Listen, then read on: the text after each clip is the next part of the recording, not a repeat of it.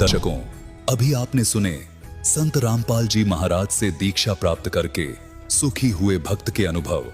अब देखिए जगत गुरु तत्वदर्शी संत रामपाल जी महाराज के मंगल प्रवचन। अब जैसे एक नियम है, कहते हैं धन चाहे तो दान कर और मोक्ष चाहे भज राम।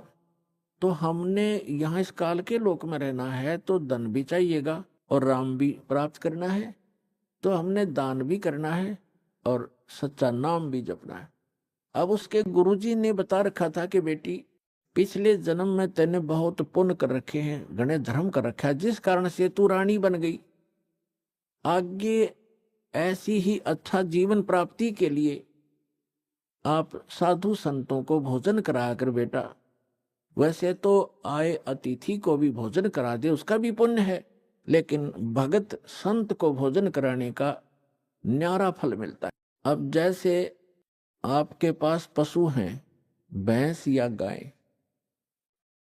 एक भैंस या गाय है जो दूध देती है, और अन्य भी पशु हैं जो अभी दूध नहीं दे रहे, वो भी अपने पालने ही पड़ते।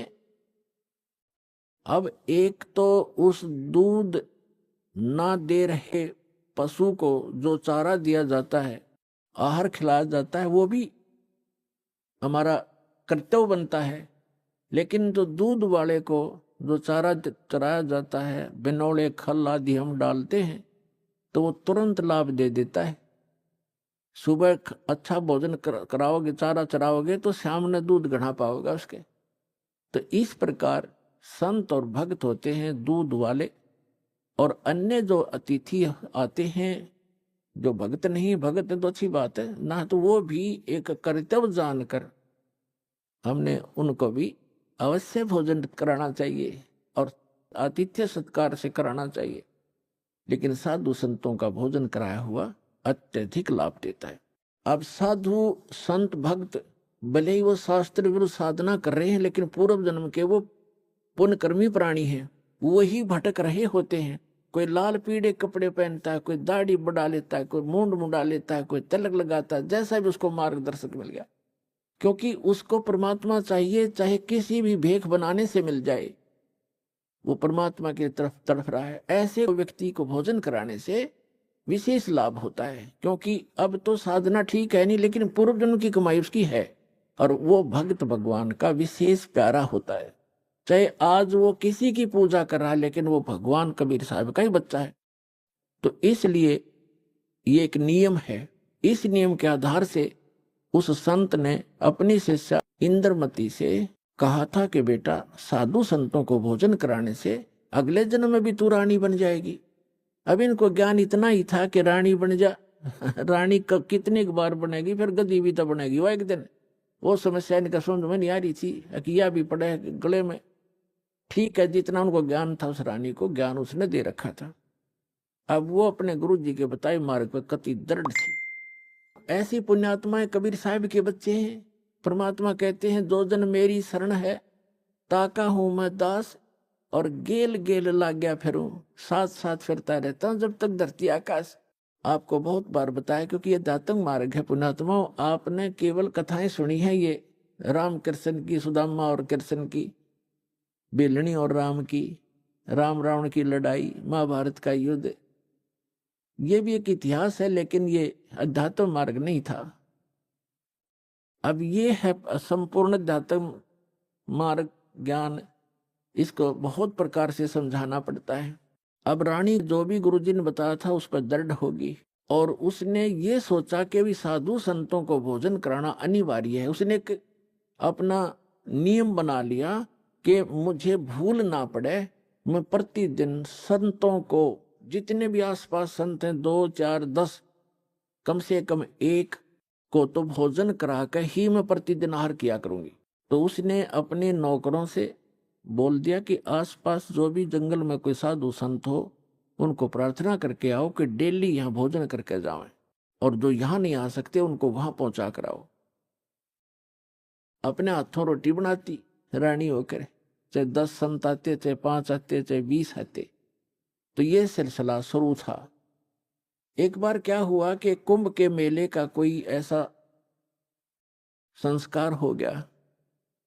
कुंभ के मेले पे हरिद्वार में चले गए सभी साधु संत उस तीर्थ पर भी लेने के लिए, और पैदल आना जाना होता था तो 10-15 दिन का प्रोग्राम उनका बनता ही बनता था। कोई भी संत उस क्षेत्र में रहा नहीं। अब रानी को पता चला कि साधु आए नहीं, पता करके आओ। पता करके आए, साधु नहीं थे, कोई है नहीं, सब चले गए, सबकी झोपड़ी खाली पड़ी है। पता चला कि वो तो तीर्थ भ्रमण पर चले गए। तो रानी ने प्रण कर रखा था, प्रतिज्ञा कर रखी थी कि जब तक संत नहीं खाना खिला लूंगी, आहार नहीं करूंगी। 1 दिन बीत गया, 2 दिन बीत गया, रानी थी भूखी गड़ी, रही नहीं थी। तीसरे दिन तो वह कति आंखें बंद करने लगी, अब मरूंगी। उसके पति ने भी समझाई, तू क्यों अपना जीवन नाश करे, खा ले 2 रोटी। तो साधु आओ फिर जमा दिए कि बिजली गिर गई, पर ने बोली नहीं, मर जाएंगी पर मैं भोजन नहीं खाऊं। अब उस पर दुख देखा नहीं जाता, उस परम पिता पे। द्वापर के अंदर परमात्मा करुणा में नाम से आए हुए थे, यही कबीर भगवान, वो समर्थ परमात्मा, अमर पुरुष। चारों युग में आते हैं परमात्मा। कहते हैं सतयुग में सत सुकृत कह टेरा, त्रेता नाम मुनिंद्र मेरा, द्वापर में करुणा में कहाया, और कलयुग नाम कबीर धराया। चारों युग में आया हूं मैं, परमात्मा कहा करते। तो द्वापर में वो करुणा में नाम से आई हुई थी। अब उसने देखा या मरेगी भोली भगतनी, एक साधु रूप बना के परमात्मा वहां दूर सी आते दिखाई दिए राजा के महल की तरफ ही। रानी ने कहा अपनी नौकरानी से कि बांदी है दासी, यदि तू अपनी रानी का जीवन चाहती है तो देख ले कोई साधु संत तुझे दिखाई दे जा, नहीं तो आज शाम तक तेरी रानी प्राण छोड़ देगी। अब वो दासी दुखी होकर के ऊपर चढ़ गई महल की अटारी पर, और वो कहाँ देखा बेचारी, उसने क्या देखा कि सामने एक संत रूप में, सफेद कपड़े, दाढ़ी बड़ी हुई, सिर पे छोटे छोटे बाल हैं, आ रहा है एक सिंपल सा साधु, गले में माला टांग रखी। दाता ने थोड़ा ईसा दिखाया कि जानो महात्मा सा भी जच्चा है ना। हम महात्मा उनको मानते हैं जिनकी दाढ़ी बढ़ रही हो, लंबे लंबे बाल हो, तिलकला रखा हो, 5-4 माला डाल रखी हो, बिंदी बैंदी टिक्की ला रखी हो। तो परमात्मा ने इसीलिए वो थोड़ा सा वेशभूषा सी बना रखी थी। वह नौकरानी स्पीड तक नीचे आई और रानी से कहा कि एक महात्मा सा नजर आवा है, कपड़े तो लाल हैं नहीं पर सकल साधु जैसी लगती है, कहो तो लाऊं बुला के। अकेला बहन ले आ जैसा भी हो। अब वो नीचे गए, इतने परमात्मा भी महल के निकट से आ गए। नौकरानी ने प्रणाम किया और कहा महाराज आपको हमारी रानी याद कर रही है। परमात्मा ने पूछा आप कौन हो? कि मैं नौकरानी हूं। तो परमात्मा ने कहा बेटा रानी को यदि गरज है संत की तो यहीं आजा गली में, हम किसी के घर नहीं जाया करते, और हम घर जाओ और उसका पति कह दे तू आया किस लिए यहाँ, उसने गरज है तो यहाँ आ जाएगी। उसने जाके बता दिया कि साधु ऐसे ऐसे कह रहा, तो उसका और पक्की जचगी कि 1 नंबर का महात्मा है। नहीं तो नो कोई कह देगा अपने रानी बुलावा, ये तो नो बाछड़ू की तरह भाग गया आकर बच्चे की तरह, पैसे के लालच में अच्छा हलवा मिल जाएगा, और वो उड़े डिट गए। अगर रानी को गरज है तो यहाँ आ जाएगी बेबे।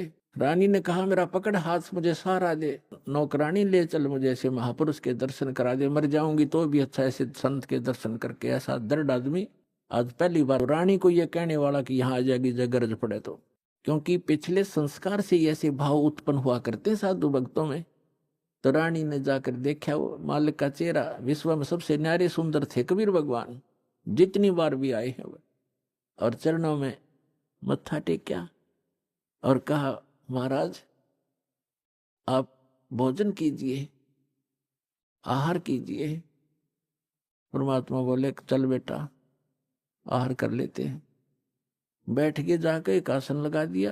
रानी ने दुखी सुखी होकर नौकरानी के सहयोग से स्वयं भोजन बनाया और कहा महाराज जी भोजन पाओ। तो परमात्मा ने कहा बेटा आप इतना कोई रोग है आपको क्या, इतनी अक्सीन कैसे होगी? तो उसने सारी कहानी बताई कि मैं प्रतिदिन एक साधु को भोजन करा के भोजन करती थी। संत रहे नहीं, क्योंकि वो कुंभ के मेले में स्नान के लिए चले गए। आज तीसरा दिन आ गया। महाराज जी आप ना आते तो आज मैं मर जाती। जब भोजन बना के परमात्मा के पास रखा तो कहा परमात्मा ने कि बेटी मेरा शरीर भोजन करने का नहीं है, मैं तो खाऊं या ना खाऊं मैं सदा एक रस रहता हूं।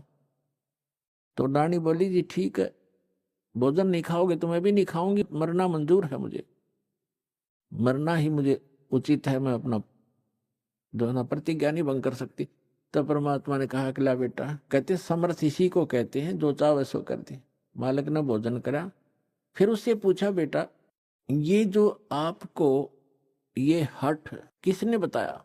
रानी ने कहा कि मैंने अब गुरुजी बना रखे हैं, हमारे गुरु बहुत अच्छे हैं। परमात्मा ने पूछा क्या साधना करते हो? कि श्री विष्णु जी की, श्री शंकर भगवान की, शेरा वाली माता की, जो भी वो करती थी, एकादशी का व्रत करती हूँ, तीर्थों पर भी जाती हूँ, ऐसे करती हूँ। फिर परमात्मा ने अपना ज्ञान समझाना शुरू किया, लेकिन वो ज्यादा भावुक होते हैं श्रद्धालु। जैसे ये दास प्रारंभ में इन अन्य पंथों वालों को कहा करता था, जो भी आ जाता था संपर्क में सत्संग सुनने, कि भाई आपका नाम गलत है, आपका गुरु पूरा नहीं है, आपकी साधना गलत है। ये राधा स्वामी, धन धन सतगुरु, जय गुरुदेव वाले और ये सारे निरंकारी वाले ये आते थे जो सुनकर सत्संग है। जब ये दास उनको ये सच्चाई बताता तो बेदक जाते, उठ कर चले जाते कि ना आप तो निंदा करते हो, किसी संत की निंदा नहीं करनी चाहिए, पाप लगता है। अरे भले आदमियों, निंदा क्या की मैंने? तेरे गुरु को चोर बताया ना, डाकू ठग बताया नहीं, उसके ज्ञान की त्रुटि बताई है, ज्ञान में कमी है आपके गुरुजी में। संत तो अच्छे ही होते, लेकिन ना समझ में आई।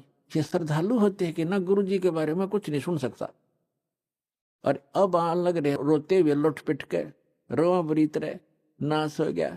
30 साल हो गए राधा स्वामी में जीवन खो दिया, सब कुछ लुट पिट गया, इकलौता पुत्र था वो भी मर गया। बता, अब टिंडे ले लो राधा स्वामी में, धन धन सतगुरु में। साची के 6 माह में गुस्सा होते थे। और यहाँ का इतिहास देख लो, सन 1994 से जो जुड़े हाथ उनके ठाठ देख लो, और उनके घर में कोई दुर्घटना हुई तो आप पूछ कर देख लो, लाखों की संख्या में भक्त है। तो भगवान की शरण न्यारी होती है।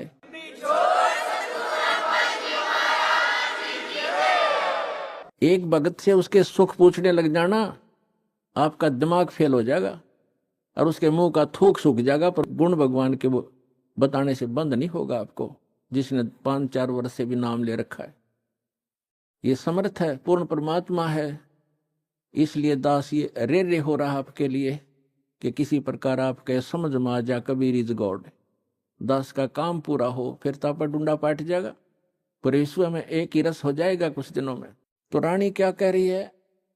परमात्मा ने बताना शुरू किया, बेटा आप विष्णु की पूजा करती हो, विष्णु जी की, कहाँ जाओगे? बता आपके गुरु ने, अजी स्वर्ग में जाऊंगी। स्वर्ग में कितने दिन रहोगे? अब सत्संग सुनकर थोड़ा बहुत ज्ञान हो ही जाता है। कहती है जी वो तो जितना धर्म होंगे मेरे पुण्य होंगे उतने दिन वहां रहूंगी, फिर कहाँ जाएगी? पता नहीं, वह मैं बताऊं कहाँ जाएगी, तो गति बनेगी फिर अगले दिन में। अब यह बात उसका उत्तर नहीं गला। परमात्मा ने बताया जो साधना आप कर रही हो, पुण्य कर रहे हो, दान कर रहे हो, ठीक है, रानी भी बन जाएगी और स्वर्ग भी चली जाएगी, फिर पशु योनि में भी कंपलसरी जाएगी। और ये आपके विष्णु जी भी नासवान, आपके शंकर जी भी नासवान, आपके ब्रह्मा जी भी नासवान। तो कहते हैं थर पकड़ थर होई, अमर की साधना करने से अमर पुरुष की तो अमर हो सकते हो। तुम नासवानों की भक्ति करके और सथाई होने की चेष्टा कुचेष्टा करती। अब वो बना लिया रानी ने, इंदुमती ने, कि महाराज जी ये संत है ना, ये एक दूसरे की निंदा कराया करें, और मेरे गुरु जी के बारे में देखो आप कुछ ना कहिए, मेरे लिए तो भगवान है।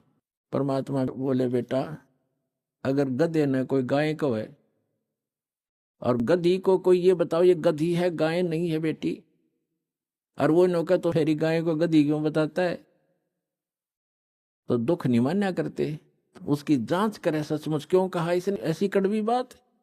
लेकिन वो नहीं मानी। अपने आत्माओं अपने बच्चों तक पहुंचने के लिए परमात्मा ने कितना प्रयत्न करना पड़ता है, इन काल के दूतों ने ऐसा उलझा दिया। अब परमात्मा ने बहुत कोशिश की कि बेटा मैं तेरे हित की बात कह रहा हूं, मैं तेरे गुरुजी को चोर नहीं कहता, गुंडा डाकू नहीं कहता, उनको ज्ञान नहीं है। वो विष्णु जी को समर्थ शक्ति बताते हैं, विष्णु जी खुद नासवान है, तो आपकी रक्षा कैसे करेगा वो? शिव जी को आप भगवान मानते हो। परमात्मा ने बताया कि जिस समय भस्मागिरी नाम का एक संत भगवान तेरे शंकर जी के सामने ऊपर ने पैर नीचे ने सिर करके 12 वर्ष तपस्या की, आपने पढ़ा होगा पुराण में, कहाँ जी पढ़ रखा है। और जो भस्म कंडा शिव से मांग लिया और भगवान शिव को मारने की चेष्टा करने लगा वो भस्मासुर, तो भगवान शिव जी ने क्या किया? भाग्य थे ना वो, तो वो अविनाशी हैं, जिनको तो अविनाशी मान रही, उनसे तू रक्षा की बाट देखे, सुरक्षा उन, वो आप सुरक्षित नहीं। अब बात सारी साची, पर गुरु जी के बारे में सुनना कति पसंद नहीं, वो पिछला रंग चढ़ रहा कसूता। तब परमात्मा ने कहा बेटा मान से मत मान।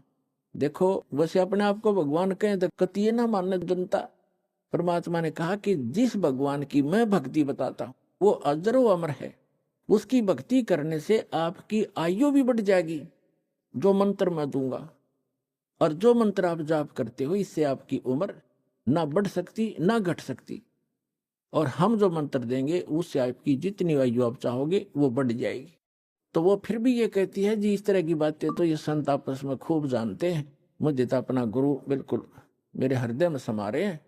तो परमात्मा ने कहा ठीक है बेटा, साच कहूं जग माने नहीं, और झूठ कही ना जाई हो, और ब्रह्मा विष्णु शिव जी दुखिया जिन ये राह चलाई हो। तो परमात्मा ने कहा कि ठीक है बेटी, मैं चला, मान चाहे मत मान, मेरा फर्ज था तेरे को सच्ची बात बताने का। और आज से तीसरे दिन तुझे सर्प डसेगा, तीसरे दिन तेरी सर्प के डसने से मृत्यु होगी, ना तेरा गुरु बचा सकेगा, ना तेरा विष्णु, ना तेरा शंकर जी बचा सकेंगे, और ना तेरा भक्ति यो मंत्र बचा सकेगा। और न्यू कह के महाराज जी उठन लगे, चरना पड़ गई। अब मौत दिखे है ना, जब जच्चा खाई बूढ़ी बन गया दे। साधु संत झूठ नहीं बोला करते।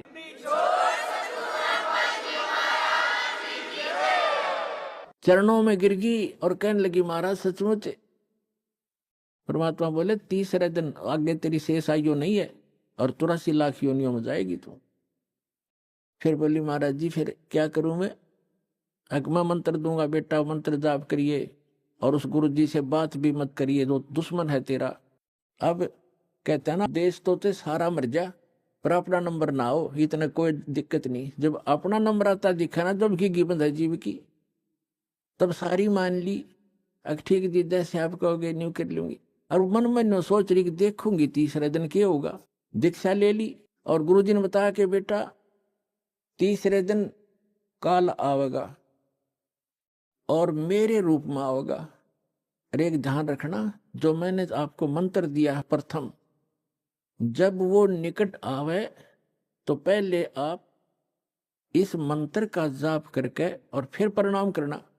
इस मंत्र का जाप करना, वैसे तो प्रणाम नहीं करना पहले। देखो उस समय उन्होंने विशेष हिदायत इसलिए दी थी आगे के लिए, फिर परमात्मा ने बताया था वैसे संत आवे पहले दंडवत करे और फिर उनसे प्रसन्न करे, उनसे कुशल मंगल पूछे। लेकिन उस दिन परमात्मा ने विशेष हिदायत दी थी क्योंकि उसका अभ्यास नहीं था लड़की का। इसलिए कहा कि जब मैं आऊं यानी मेरे रूप में काल आवेगा और तू भावुक होकर के बगैर मंत्र जाप किए चरण मत छूना, पहले मंत्र जाप करना और फिर चरण छूना। अब रानी ने किसी को बताया नहीं, ने सोचा क्या पता सच्ची है कि झूठी है। ठीक अगले दिन के 1 बजे के आसपास परमात्मा के रूप में काल गया, करुणामय के रूप में, और कहा इंद्रमती कहाँ है बेटा? अब इंद्रमती ने देखा गुरुजी आगे, लेकिन वह बात उसके हृदय में गड़ रही थी। गुरुजी ने ये भी बात कही थी तो उन्हें प्रथम मंत्र सिमरण कर दिया। वो सारा जो कंप्लीट कोर्स यही है वो जो आपको दे रखा, उसके प्रथम मंत्र के प्रथम नाम से ही एकदम उसका स्वरूप बदल गया और ऐसी विकराल चेहरा, लंबे दांत और मोटी मोटी आंख, बेहुद्दी सी विकराल सी शरीर दिखाई दिया। तब उस काल ने देखा कि तेरा तो इसने आवरण उतार दिया। न बोला अब तब बचगी तू, तेरे पास मंत्र जबरदस्त है, तुझे फिर देखूंगा। अब रानी का जान बची लाखों पाए और गुरुजी के 100 शुक्र मनाए। अपने नौकरों को बताती है काल आया था आज मेरी मृत्यु होनी थी, मैंने जो गुरुजी बनाए हैं मेरी उम्र बढ़ा दी। राजा को बताई उसके दरबार में जाके। राजा ने बोला तू पड़ी रह, काल आ जाता तने छोड़ जाता, ये तुमने ऐसे कहती रहती हो, कोई कुछ कह दे उसकी बातों में आ जाती है। तो उसके साची भी तेरी बेचारी के साथ, वो राजा की के माने वो आगी वापस, शुक्र मनाया आगी तो तेरी टलगी मृत्यु। छाटते आके लेट गए भगवान, हे परमात्मा दया करिए आपने इसी गुरु मिला ऐसा मंत्र दिया और मेरा जीवन रक्षा होगी। अब वह लेट गई बेड पे कति खुशी मना के, इतने में काल सर्प बन के आ गया। सर्प बन के आया और रानी के डस दिया, डसते उसकी आंख खुली और फिर वो ऐसे ऐसे जाता दिखा, उसने शोर मचाया, भागियो, डस ली, सर्प ने डस ली, सर्प ने डस ली।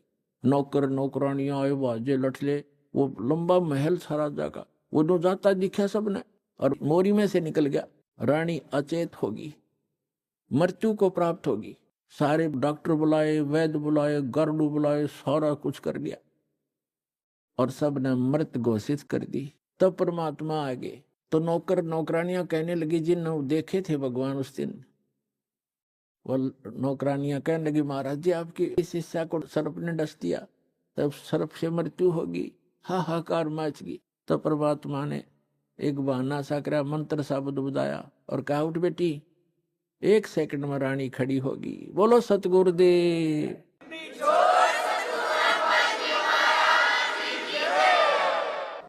धन धन सतगुरु सत कबीर भगत की पीड़ मिटाने वाले। धन धन सत कबीर भगत की पीड़ मिटाने वाले, भक्त की पीड़ मिटाने वाले, भक्त की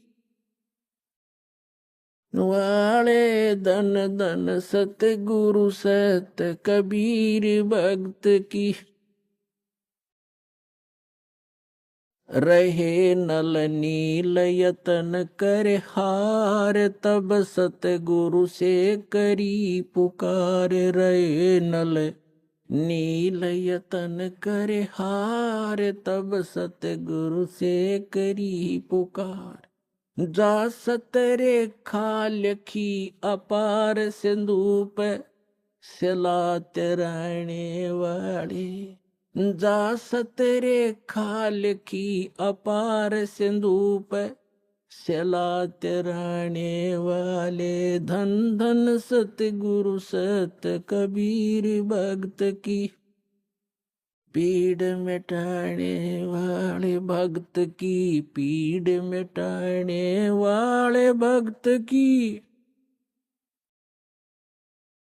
धन धन सतगुरु सत कबीर भक्त की। डसी सर्प ने जब जा पुकारी, इंद्रमती अकुलाए। डसी सर्प ने जब जा पुकारी, इंद्रमती अकुलाए। आपने तुरंत करी सहाय बेरूली, मंत्र सुनाने वाले। आपने तुरंत करी सहाय बेरूली, मंत्र सुनाने वाले। धन धन सतगुरु सत कबीर भक्त की पीड़ मिटाने वाले, भक्त की पीर मिटाने वाले। धन धन सतगुरु सत कबीर भक्त की। दामोदर सेठ के हो थे अकाज, अर्ज करी डूबता देख जहाज। अभी आपने सुने संत रामपाल जी महाराज के मंगल प्रवचन। आइए अब सुनते हैं संत रामपाल जी महाराज जी से नाम दीक्षा लेकर सतभक्ति करके अद्भुत लाभ प्राप्त करने वाले अनुयायियों के विचार। दर्शकों, इस संसार में आज कोई भी सुखी नहीं है। इसी कथन का समर्थन करते हुए सिख धर्म के प्रवर्तक श्री गुरु नानक देव जी ने भी फरमाया है, नानक दुखिया सब संसार, सुखी सोए जो नाम आधार। आज हम आपको ऐसे साक्षात प्रमाण से रूबरू करवाने जा रहे हैं जो पहले दुखी थे पर सच्चे नाम को धारण करने के बाद आज सुखी हैं। ये हैं दिल्ली के रहने वाले नवीन पांचल जी। इन्होंने सच्चे भगवान और सुख की तलाश में विभिन्न गुरुओं की शरण ली, परंतु सच्चा नाम न मिल पाने के कारण कोई लाभ नहीं मिला। इनके पिताजी बहुत नशा किया करते थे, जिस कारण घर में भी आर्थिक तंगी थी। लेकिन इनके जीवन में चमत्कार आने तब शुरू हुए जब इनका परिवार जगत उपकारक तत्वदर्शी संत रामपाल जी महाराज जी की शरण में गया। हैरानी की बात है कि पहले ही दिन से इनके जीवन में चमत्कारिक परिवर्तन आने शुरू हो गए। इनके पिताजी ने नशा करना त्याग दिया, माताजी की शारीरिक समस्या ठीक हुई और इनकी आर्थिक स्थिति में भी सुधार आया। अब आप स्वयं सुनिए नवीन जी की मुंह जुबानी उनके जीवन परिवर्तन की ये सच्ची कहानी। नमस्कार सर। नमस्कार जी। सर क्या नाम है आपका? सर मेरा नाम नवीन पांचाल है। नवीन जी आप कहाँ के रहने वाले हैं? सर मैं दिल्ली कृष्ण विहार का रहने वाला हूँ। नवीन जी संत रामपाल जी महाराज से कब जुड़े आप? सर 30 अप्रैल 2011। नवीन जी संत रामपाल जी महाराज से जुड़ने से पहले आप क्या भक्ति साधनाएं करते थे? सर हम संत रामपाल जी महाराज से जुड़ने से पहले आशुतोष जी महाराज के शिष्य थे। सर आशुतोष जी महाराज से हम 2 साल तक लगभग जुड़े रहे। उससे पहले जी हम राजेंद्र सिंह जी महाराज जी के यहाँ भी जाते थे और राजेंद्र सिंह जी महाराज जी के यहाँ भी पिताजी जैसे लेके जाते थे। 2-2.5 साल से वहाँ पे भी जा रहे थे। और बाकी हिंदू धर्म में जो प्रचलित देवी देवताओं की पूजा है वो सब करते थे।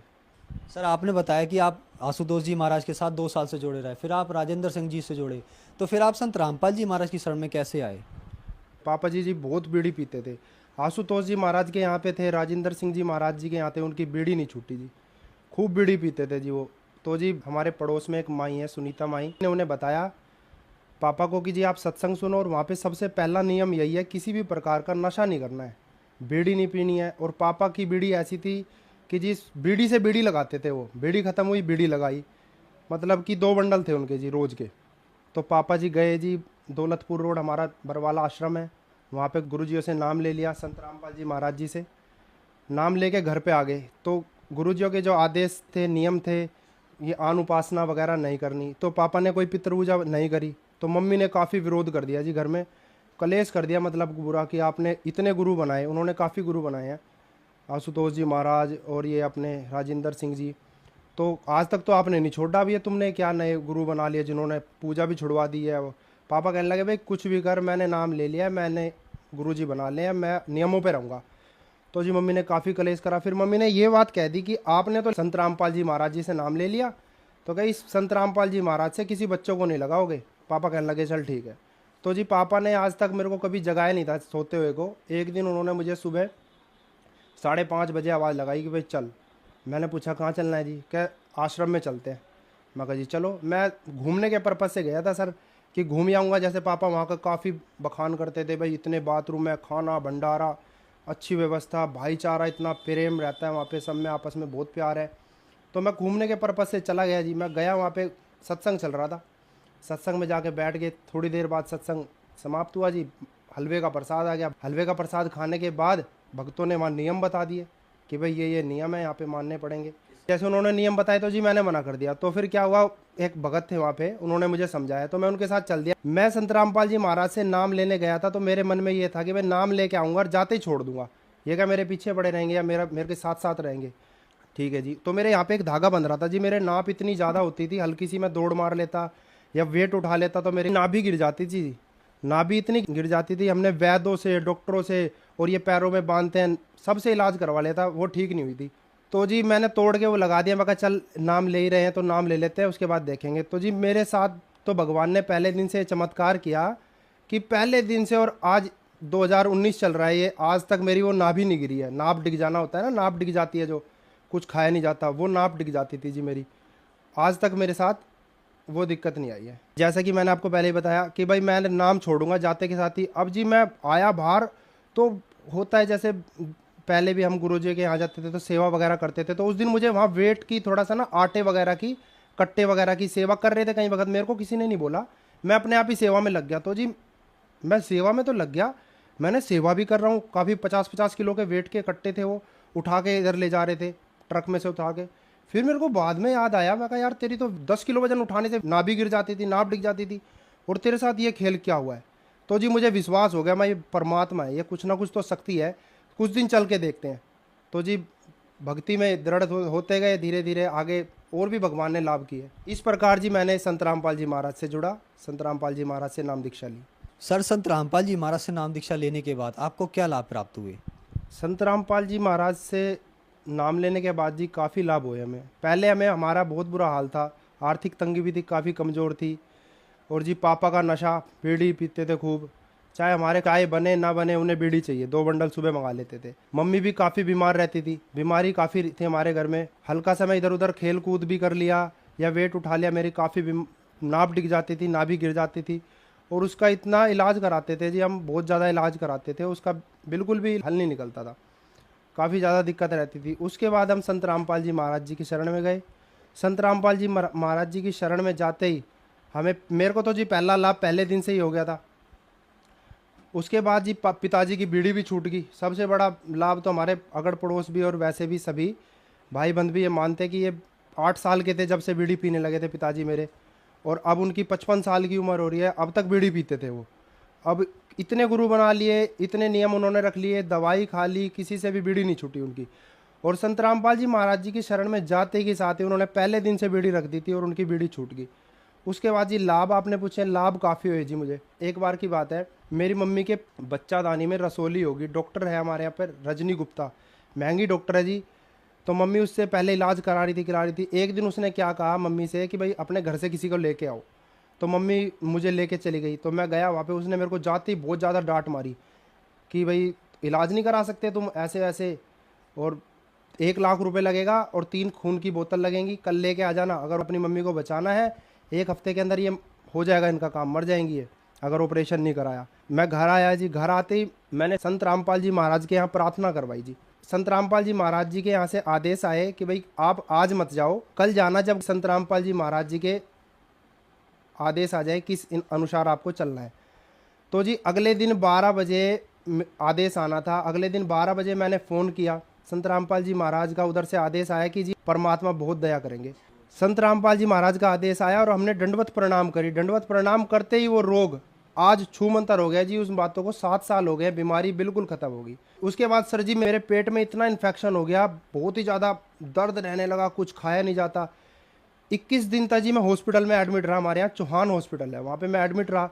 तो एडमिट हुए हुए मेरे को संत रामपाल जी महाराज ने प्रेरणा करी कि नाम शुद्ध कराया जाए। तो जी मैं डॉक्टर को कह के निकला कि मैं अभी आ रहा हूँ। तो जी मैं घर नहीं गया, सीधा हमारे यहाँ मुंडका आश्रम है वहाँ पे पहुँचा। मैं जाते ही मैंने वहाँ पे सिचुएशन बताई जी, ऐसे ऐसे बात है, मेरे साथ ये घटना घटी है और दवाई बिल्कुल काम नहीं कर रही है। तो जी मैं नाम शुद्ध करा गया। शुद्ध कराने के आने के बाद सर दवाई मेरे जो रखी थी ना मैंने फेंक दी कि संत रामपाल जी महाराज जब कैंसर तक सही कर रहे हैं तो मेरे पेट का दर्द क्यों नहीं सही करेंगे। और वो दिन है, आज का दिन है, बिल्कुल सही हूँ मैं। उसके बाद जी हमारे ना ऊपर किराएदार रहते हैं, उन्होंने लैटरिन के अंदर जी कुछ फंसा दिया कपड़ा वगैरह, और हम 1 हफ्ते से परेशान थे कि वो लैटरिन सही हो जाए। उसके लिए हमने 3-4 कारीगरों को, सफाई करने वालों को बुला लिया। उन्होंने कह दिया ये नहीं सही होएगी, ये पूरी फटेगी, पूरी फाड़ेंगे इसे, पूरी तोड़ेंगे। तो जी मैं लैटरिन के बाहर ही बैठा हुआ था जी। तो मैंने प्रार्थना कर ली जी, ये देखो आप चमत्कार संत रामपाल जी महाराज का, कि वो प्रार्थना करते के साथ ही मैंने प्रार्थना करी है जी, और उधर से वो पानी सारा नीचे खरड़ खरड़ हो गया, जैसे किसी ने इसमें डंडा बांस जैसे नया पाइप लगा दिया हो। ये चमत्कार हुआ जी मेरे साथ। उसके बाद जी मेरी गुड़िया है, छोटी गुड़िया है 8 महीने की। सुबह 9 बजे से लेके रात के 8 बज गए थे जी, वो रोते रोते उसका बहुत बुरा हाल हो रहा था, पता नहीं उसके क्या था क्या नहीं था। डॉक्टर को भी दिखाया उस दिन हम ले जाके, उन्होंने भी दवाई वगैरह दी, उसके कोई आराम ही नहीं हुआ। रोती रही, शाम तक रोती रही। मेरे पापा जी दूसरे कमरे में लेटे थे, उन्होंने वहाँ लेटे लेटे आवाज़ लगा रहे हैं कि एक बार भाई प्रार्थना कर लो। तो जी मैंने और मेरी वाइफ ने दंडवत प्रणाम किया। दंडवत प्रणाम करके प्रार्थना करी, भगवान संत रामपाल जी महाराज दया करें। आप विश्वास करना जी, गुड़िया के पास एक चप्पल पड़ी थी, वो जहाँ रोने लग रही थी उसके बाद चप्पल पड़ी थी, उसने चप्पल उठा के तुरंत मुंह में डाल ली, और खेलने लगी, फटाफट ऐसे खेलने लगी बहुत। फिर उसने दूध भी पिया और पूरी रात आराम से सोई। और एक लाभ मैं आपको बताना चाहता हूँ जी, मेरी बहन है, उसकी शादी को जी 5 साल हो गए थे। 5 साल में उसकी सास ने उसे बांझ कहना शुरू कर दिया था कि ये बांझ है, उसके कोई बच्चा नहीं हो रहा था जी। और इतने डॉक्टरों को हमने दिखा लिया था जी, पूरे डॉक्टर कहीं छोड़े ही नहीं थे, हर जगह इलाज करा लिया था। उन्होंने सब ने कह दिया था कि ये कभी माँ नहीं बन सकती। तो हमारे साथ जब ऐसी अनहोनी की भगवान ने, संत रामपाल जी महाराज ने, तो हमने उसके आगे भी जिक्र करा कि बहन ऐसे ऐसे नाम लो आप और प्रार्थना करो, आपको भी भगवान दया करेंगे। तो आप यकीन मानना जी, नाम लेने के 10 महीने 15 दिन में उसके एक पुत्र हुआ है जी, और उस पुत्र का नाम संत रामपाल जी महाराज ने साहिल दास रखा है। संत रामपाल जी महाराज की दी हुई आत्मा है जी, ये अपने कोटे से दी उन्होंने आत्मा, नहीं तो उस बहन के कभी होना ही नहीं था। उन्हें मैं कहूँ जी आपको 25 डॉक्टरों ने उसे नील बता दिया था कि ये कभी माँ ही नहीं बन सकती। सर, संत रामपाल जी महाराज से नाम दीक्षा लेने के बाद आपको बहुत सारे लाभ प्राप्त हुए। यहाँ एक विचारणीय विषय है, आपने बताया कि पहले आपके पिताजी आशुतोष जी महाराज के पास गए और राजेंद्र सिंह जी महाराज के पास गए। आप लोगों ने बहुत सारे गुरु बनाए, ना तो आपके पापा का नशा छूटा और ना आपकी दिक्कतें दूर हुई। फिर आप लोगों ने संत रामपाल जी महाराज से नाम दीक्षा ली और आपकी ये सारी समस्याएं ठीक हो गई। और आपने बताया कि आपकी बहन के 5 साल से संतान नहीं थी, संत रामपाल जी महाराज से नाम दीक्षा लेने के बाद उनको संतान हुई। तो ऐसा कैसे संभव हो रहा है? पहले आप चारों दिशाओं में घूमते हैं, सभी देवी देवताओं के पास जाते हैं और गुरु भी बनाते हैं, आप वहाँ से ठीक नहीं हो पाते और संत रामपाल जी महाराज से ठीक हो जाते हैं, ये क्या कारण है? ये सबसे बड़ा कारण है जी सत भक्ति का, कि जो हम पहले भक्ति कर रहे थे जी वो आन उपासना कर रहे थे। अब संत रामपाल जी महाराज जी ने हमें जो मंत्र दिए हैं वो सारे हमारे वेदों से, हमारे ग्रंथ से मैच खाते हैं जी। जो सत भक्ति आप करोगे तो लाभ मिलेगा, सत भक्ति नहीं करोगे, उसके अपोजिट चलोगे तो लाभ नहीं मिलना। तो ये सारा खेल जी संत रामपाल जी महाराज ने जो हमें भक्ति बताई है, नियम बताए हैं, मर्यादा बताई हैं और वेदों में प्रमाणित है जो भक्ति, उस भक्ति के कारण ये सारा लाभ मिल रहा है जी। सर, यहाँ पे एक और विचारणीय विषय है कि लोग ये कहते हैं कि संत रामपाल जी महाराज देवी देवताओं की और ब्रह्मा विष्णु महेश की इस तरह की पूजाएं छुड़वाते हैं, क्या ये बात सही है? ये बात बिल्कुल गलत है जी। संत रामपाल जी महाराज तो खुद कहते हैं कि जी वो यहाँ के प्रधान है। संत रामपाल जी महाराज जी ब्रह्मा विष्णु महेश की भक्ति छुड़वाते नहीं है, बल्कि भक्ति बताते हैं कि इस तरीके से भक्ति करो, इस तरीके से आपको लाभ देंगे। सर, जो श्रद्धालु आज आपको देख रहे हैं, आप उन्हें क्या संदेश देना चाहेंगे? सर, जो भक्तजन आज मेरे को सुन रहे हैं मीडिया के माध्यम से, मैं आपसे हाथ जोड़ के प्रार्थना करना चाहता हूँ। संत रामपाल जी महाराज के रूप में पूर्ण परमात्मा आए हुए हैं। आप संत रामपाल जी महाराज जी का सत्संग सुने, रोज सत्संग आता है साधना चैनल पे 7:40 से 8:40। आप प्रतिदिन एक सत्संग सुनना शुरू करें, उसके नीचे हेडलाइन चलती है, उससे आप बुक भी मंगा सकते हैं। संत रामपाल जी महाराज का आप ज्ञान देखें, मैच करें अपने वेदों से, गीता जी से। जो संत रामपाल जी महाराज बता रहे हैं वो शास्त्रों के अनुसार भक्ति बता रहे हैं। संत रामपाल जी महाराज के सत्संग आते हैं साधना चैनल पे और भी विभिन्न चैनल पे, उसके नीचे एक पट्टी चलती है जी, उस पर फ़ोन नंबर आते हैं। उस फ़ोन नंबर से आप फ़ोन करके संत रामपाल जी महाराज से नाम उपदेश प्राप्त कर सकते हैं। आपके आसपास के हर जिले में संत रामपाल जी महाराज ने नामदान केंद्र खोले हुए हैं, फ़ोन करके आप पता कर सकते हैं। धन्यवाद सर। धन्यवाद जी।